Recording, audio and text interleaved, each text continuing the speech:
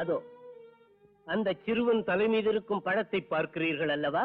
அதை சேதப்படுத்தாமல் அந்த சிலையின் கையில் விழும்படி செய்ய வேண்டும். நடக்குமா குருதேவா? அஸ்வத்தாமா,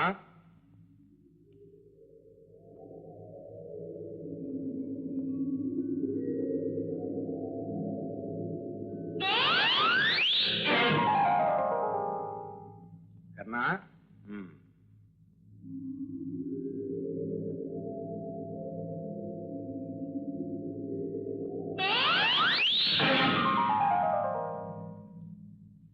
அர்ஜுனா,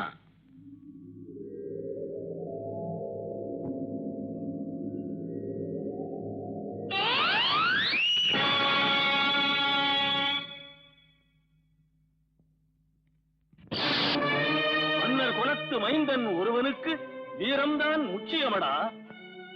ஆண்மையை வளர்த்திட உள்ளத்தில் உறுதி வேண்டும். உணர்ந்து கொள். குருவம்சத்தில் பிறந்தவன் குறி தவறலாமா? பாராட்டப்பட பிறந்த உன்னை ஏன் கை நீட்டி அடித்தேன்? நீ தலை தாழ்ந்து நிற்பதற்கு அல்ல, அல்ல உன்னை வளர்த்துக் கொள்வதற்காகத்தானடா. குறி தவறியதற்கு காரணம் உன் குறைவு. இல்லாத மாணவன் தேர்ச்சி பெறுவது எளிதல்ல, மறந்து விடாதே.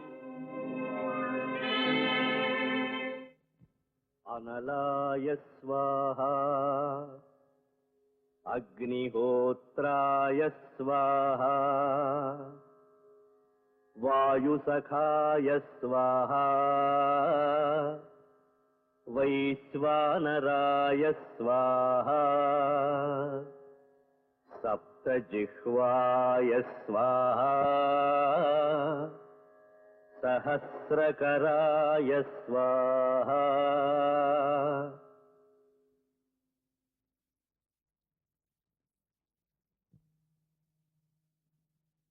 அர்ஜுனா, ஏன் நிற்கிறாய்? உட்கார். மனம் போல் வாழ்வு அமையட்டும். கேட்காமலேயே அபயம் அளித்து விட்டீர்கள். என்ன கேட்க வந்தாய்? சொல்லு. தாத்தா என்னை கை நீட்டி எடுத்ததில் ஒரு தாய்மை உணர்ச்சி இருந்தது. அது என் கண்ணை திறந்து கடமை உணர்த்தி கருத்தனை தெளிய வைத்தது. நான் எதிர்பார்த்த திருப்பம். பாண்டு மைந்தன் அர்ஜுனன் கற்பனை கெட்டாத அளவு உயர்ந்து புகழ் பெற வேண்டும் என்பதே பெரியவர் பீஷ்மரின் ஆசை. வேட்கையே உன்னை இந்த வேள்வித்தீயின் முன் நிறுத்தியது. அஸ்திர வித்தைக்கு ஒரு அர்ஜுனன் என்று எதிர்கால விமர்சகர்கள் கூறுவார்கள். தந்தையே, வித்தைக்கொருவன் என்றால் அர்த்தம்? இணையில்லாத மேதை என்று. அர்ஜுனன் அந்த அளவு உயர்வான் என்ற நம்பிக்கை உங்களுக்கு உண்டா? அந்த அளவிற்கு உயர்த்துவேன் என்ற நம்பிக்கை எனக்குண்டு. இது அநியாயம் தந்தையே. குரு ஒரு மாணவனிடம் தனிப்பட்ட முறையில் கவனம் செலுத்துவது. தனிப்பட்ட முறையில் நான் இதை அணுகவில்லை. அர்ஜுனனை எதிர்ப்பாரில்லாத வில்லாளியாக்க வேண்டிய ஒரு அவசியம் எனக்கு இருக்கிறது. நான் பட்ட அவமான கணக்கை தீர்க்கும் மாணவன் அர்ஜுனன் ஒருவன்தான். வழி தீர்ப்பதா? சொல்லுங்கள் குருதேவா. தர்மத்தின் வடிவமான உங்களை அவமானப்படுத்தி அந்த கொடியவன் யார்? சொல்லுங்கள். சொல்கிறேன்.